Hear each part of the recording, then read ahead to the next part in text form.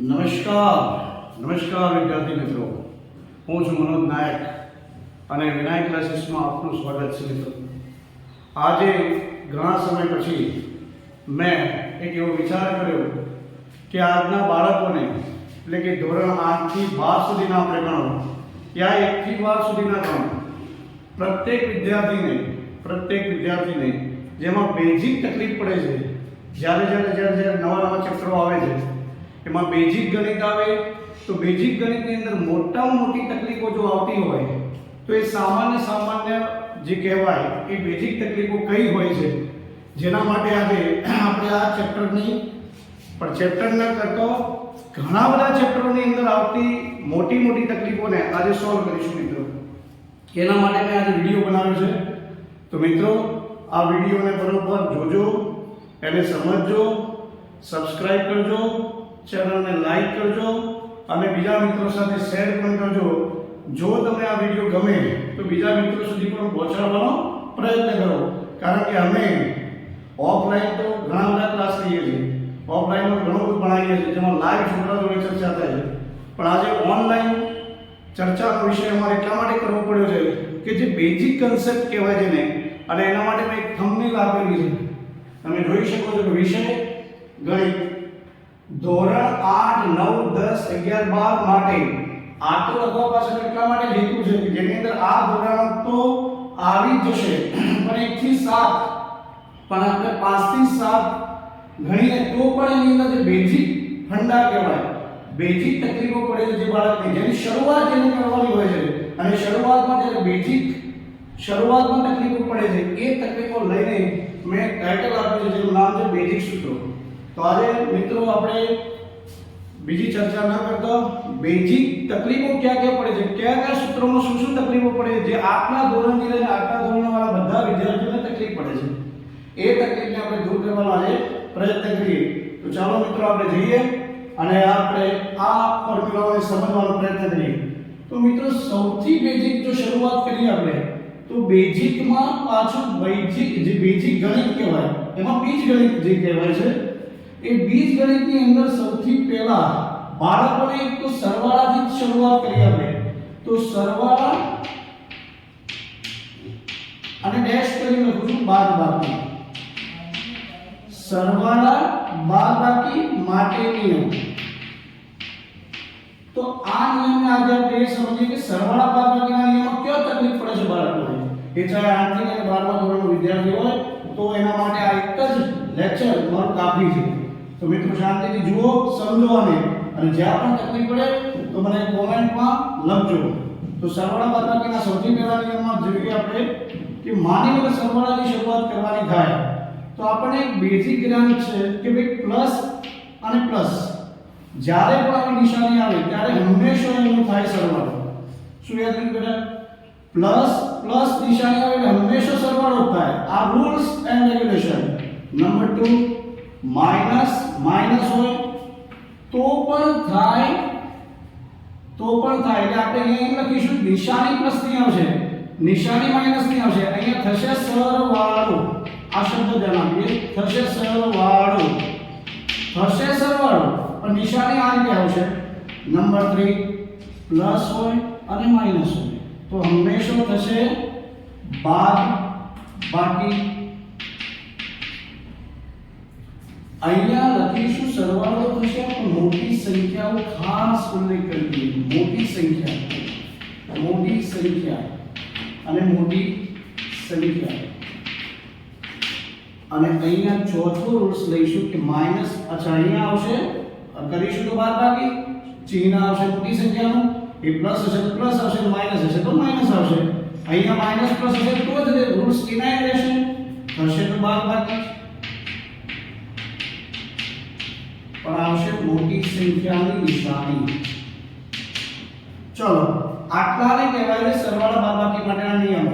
હવે આપણે એને એક્ઝામ્પલથી સમજી લઈએ. એક્ઝામ્પલ નંબર 1 નું એક્ઝામ્પલ મારે આપવું હોય તો અહીંયા લખીશ કોઈ પણ રેન્ડમલી રકમ લઈ શકો છો, 5 + 6 પકડ્યા આપણે. તો બંને આગળ આ નિશાની જુઓ, તો બંને આગળની નિશાની પરથી આ જુઓ કે સરવાળો કરવાનો છે કે નક્કી થઈ ગયું. 5 અને 6 નો સરવાળો કેટલો થશે? 11. અને આપણે જોઈ શકીએ કે બે બે પ્લસમાં મોટી સંખ્યા કોણ છે 6, તો 6 ની આગળ પ્લસ, તો મારે પ્લસ જ આવે. એ આ નિયમ લાગુ પડે. મોટી સંખ્યા પણ આવી ગઈ કે મોટી સંખ્યા એટલે 6, આ મોટી સંખ્યા એટલે 6 અને સરવાળો કર્યો આપણે અને એની નિશાની પ્લસ મૂકી. નંબર 2 માઈનસ માની લો કે અહીંયા હશે 5, એની સંખ્યા એટલા માટે પકડી રાખી ઝડપી આપણે ગણવું પડે. તો બંને ચિહ્ન માઈનસ હોય તો પણ થશે શું? થશે શું? સરવાળો. તો અહીંયા લખીશું 6 અને 5 11 અને એની મોટી સંખ્યાની નિશાની તો બેટા જોવામાં મોટી નિશાની કોણ? 6, તો 6 એની મોટી નિશાની તમારી માઈનસ. નંબર 3 આરો શું કરાઈએ? ચલો અહીંયા લખીએ 5 અને અહીંયા લખીએ -6. તો હંમેશા પ્લસ માઈનસ એટલે બાદબાકી થાય. હંમેશા બાદબાકી થાય. હંમેશા બાદબાકી થાય. તો 5 અને 6 માંથી બાદબાકી કરીશું તો અહીંયા આવશે 1. પણ હમણાં મેં લખ્યું છે મોટી સંખ્યા પાછી, તો આ મોટી સંખ્યા 6 છે તો માટે માઈનસ આવશે. નંબર 4 એની જ સંખ્યા માટે પણ માઈનસ પ્લસ માઈનસ અને પ્લસ 6. તો બેટા 6 અને 5 ઓછા વત્તા એટલે બાદબાકી થશે. આ બે રૂલ્સ ધ્યાન રાખવાના છે કે વત્તા ઓછા ઓછા વત્તા એટલે બાદબાકી થાય, બાદબાકી થાય અને બાદબાકી થાય. તો 6 માંથી 5 ગયા તો 1 આવે અને મોટી સંખ્યાની નિશાની. મારા ખ્યાલ પ્રમાણે બેટા તમને કદાચ ખબર પડી ગઈ છે અને કદાચ જો ખબર ના પડી હોય તો આ વિડિયોને થોડો સ્ટોપ કરી ફરીથી રિવાઇન્ડ કરી એક વખત ફરીથી નજર નાખજો. પણ આ તમારા બેઝિક ફંડા કહેવાય. એ ચાહે તમે ધોરણ 8 હો, ધોરણ 9 હો, 10 હોય, 11 હોય કે 12 હોય, એની અંદર બેઝિક કન્સેપ્ટ જે ક્લિયર થતા નથી એનું રીઝન આ છે. તો આ આપણે જે શીખ્યા એને કહેવાય છે સરવાળા બાદબાકી માટેના નિયમો. તો એવી રીતે હવે આપણે થોડો ટ્રાય કરીશું કે ગુણાકાર ભાગાકાર માટેના નિયમો કોને કહેવાય. તો બેટા હું થોડી વાર માટે ઊભો રહું છું, તમે આને સ્ક્રીનશોટ લઈ લો ફટાફટ. ચાલો હવે લઈશું આપણે સરવાળા બાદબાકીના નિયમો પછી ના નિયમમાં જઈશું ગુણાકાર ભાગાકાર માટેના નિયમ કન્સેપ્ટમાં. તો કોને ગુણાકાર ભાગાકાર કહેવાય? તો લખીશું આપણે ફૂલડી પાણીને ગુણાકાર ડેશ ભાગાકાર માટેના નિયમ. નિયમ નંબર 1 ગુણાકાર માટે. તો ફરીથી ફોર્મ્યુલાને આપણે કન્સેપ્ટને જો યાદ કરીશું તો આપણે ડાયરેક્ટ ઉદાહરણથી સમજવાનો પ્રયત્ન કરીએ. માની લો કે અહીંયા લખ્યા મેં 5 અને અહીંયા લખ્યા મેં +6. બંનેની નિશાની પ્લસ પ્લસ છે, વચ્ચે છે ગુણાકાર એવું માનો. બંનેના ચિહ્નો પ્લસ પ્લસ પ્લસ છે અને અહીંયા વચ્ચે છે ગુણાકાર. તો ગુણાકાર કેટલો થશે? 5 6 30. બોલો કેટલા થશે? 5 6 30. હવે આટલું તો આવડવું જોઈએ. તો 5 6 30 અને બંનેના ચિહ્નો પ્લસ પ્લસ હોવાના લીધે થઈને અહીંયા થશે પ્લસ. અહીંયા મોટી સંખ્યા જોવામાં આવશે નહીં. નિયમ પ્રમાણે ચાલશે પ્લસ પ્લસ એટલે પ્લસ. નંબર 2 અહીંયા બીજી એક સંખ્યા આવશે જેનું નામ છે -5 -6. બંનેના ચિહ્નો માઈનસ માઈનસ ને વચ્ચે ગુણાકાર. તો થશે તો ગુણાકાર જ. અહીંયા કરીશું તો ગુણાકાર જ. તો 6 × 30. પણ માઈનસ માઈનસ પ્લસ આ ગુણાકારના ભાગાકારના નિયમમાં બે નિયમો ધ્યાન આપજો કે જ્યારે જ્યારે પ્લસ પ્લસ હોય તો પણ પ્લસ, માઈનસ માઈનસ હોય તો પણ પ્લસ, પ્લસ પ્લસ હોય તો પણ પ્લસ, માઈનસ માઈનસ હોય તો પણ પ્લસ. નંબર 3 -5 ગુણ્યા +6 નિશાની ધ્યાન આપજો અલગ અલગ છે. 5 ગુણ્યા 6 તો થશે 30. પરંતુ અહીંયા ધ્યાન આપો, અહીંયા મોટી સંખ્યાને બિલકુલ ધ્યાનમાં લેતા નથી આપણે. ફક્ત ને ફક્ત નિશાનીઓને જોઈએ તો માઈનસ પ્લસ કે પ્લસ માઈનસ એટલે હંમેશા માઈનસ. નંબર 4 અહીંયા માની લો કે +5 લઈશું અને અહીંયા લઈશું -6. તો થશે તો ગુણાકાર જ. થશે તો ગુણાકાર જ. પણ અહીંયા પાછી ઇનાયત વાત આવશે કે પ્લસ માઈનસ હશે તો નિશાની આપણે મોટી સંખ્યાને જોઈશું નહીં, પણ ડાયરેક્ટ નિયમ જોઈશું કે પ્લસ માઈનસ એટલે માઈનસ, માઈનસ પ્લસ એટલે પણ માઈનસ, પ્લસ માઈનસ એટલે પણ માઈનસ, પણ પ્લસ પ્લસ એટલે પ્લસ, માઈનસ માઈનસ એટલે પ્લસ. તો બેટા આ થઈ ગયા ગુણાકારના નિયમ.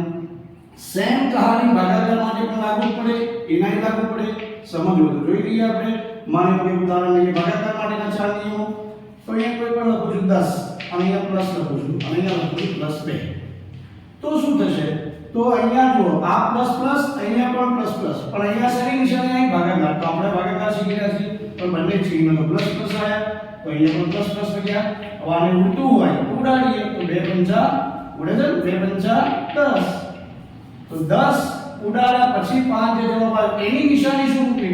સાદા મૂકીશું જ્યાં રૂલ્સ પ્રમાણે ગુણાકારનો પહેલો રૂલ્સ ભાગાકારના પહેલા રૂલ્સ પ્રમાણે ચલાવીશું તો sin 2 નંબર 2 ચલો માની લો બેટા -10 હોય અને -2 હોય તો શું કરીશું તો 2 × 10 તો થશે જ એમાં તો કોઈ શક નહીં પણ બંનેના ચિહ્નો માઈનસ માઈનસ હશે તો પાછું પ્લસ થઈ જશે કોના જેમ ચાલશે જે ગુણાકારમાં ચાલતું એ દિશાની એમાં ચાલશે નંબર 3 આવશે માની લો કે ઉપર -10 નીચે ધન 2 ધ્યાન આપજો માઈનસ આ માઈનસ અને આ પ્લસ તો આ માઈનસ અને આ પ્લસ સમજીને ચાલીએ તો 2 × 10 થશે જ પણ નિયમ લાગશે ગુણાકારના જેવો કે ભાઈ માઈનસ પ્લસ તો માઈનસ મૂકવું તો એ માઈનસ નંબર 4 આના જેમ ચાલશે કે ઉપર 10 કર્યા નીચે -2 કર્યા તો કોઈ ફરક ના પડે 2 × 10 જ થશે અને એનો જવાબ આવશે આ નહીં જોવાય મોટી સંખ્યા નહીં જોવાય અહીંયા નિયમ પ્રમાણે ચાલશે પ્લસ માઈનસ તો માઈનસ ગુણાકાર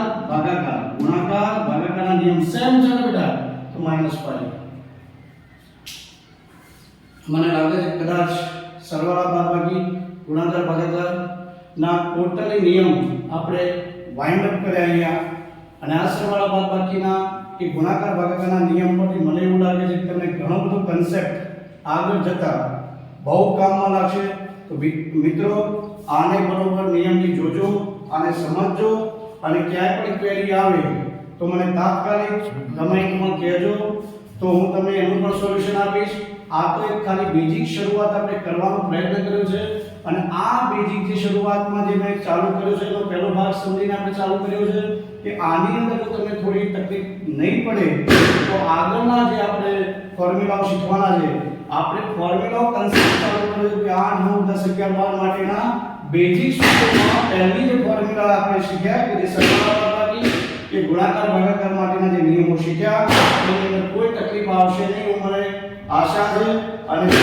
કોઈ તકલીફ હોય તો મને કમેન્ટ કરજો તો એનું સોલ્યુશન કરાવીશ પણ મિત્રો ધ્યાન આપજો 8 9 10 11 12 કન્સેપ્ટનો મતલબ 11 12 એટલે કોમર્સ હોય યા ચાહે સાયન્સ હોય એની અંદર જે તકલીફો પડે છે જ્યારે મેઇન દાખલાઓની શરૂઆત થાય ને વચ્ચેની જે છોકરાઓને તકલીફ આવે છે એ મોટા પ્રોબ્લેમ આ છે જેને આપણે કહીશું કે બેઝિક સૂત્રો અને બેઝિક સૂત્રોની પહેલી ફોર્મ્યુલા એવી સ્ટાર્ટ કરી છે આપણે જેને કહેવાય છે કે આની શરૂઆત જો આવડી ગઈ તો આગળના બેઝિક સૂત્રો જેને કહેવાય બીજ ગણિત જેને કહેવાય એની અંદર બહુ નહિવત તકલીફ પડે એમાં 9માં 10માના 3 થી 4 ચેપ્ટર જે આવે છે એની અંદર જે બેઝિક જ્ઞાન નથી ખબર પડતી દાખલાની શરૂઆત આવડી જાય અંતે ખબર પડે પણ વચ્ચે જ્યારે સરવાળા બાદબાકીમાં કયું કોનું ચિહ્ન મૂકવું એ બિલકુલ બાળકો ત્યાં બ્લેન્ક થઈ જાય છે એ બ્લેન્ક ન થાય એના આશયથી આ વિડિયો બનાવવાનો પ્રયત્ન કરેલો છે મિત્રો તો આને પહેલા શરૂઆતથી જોજો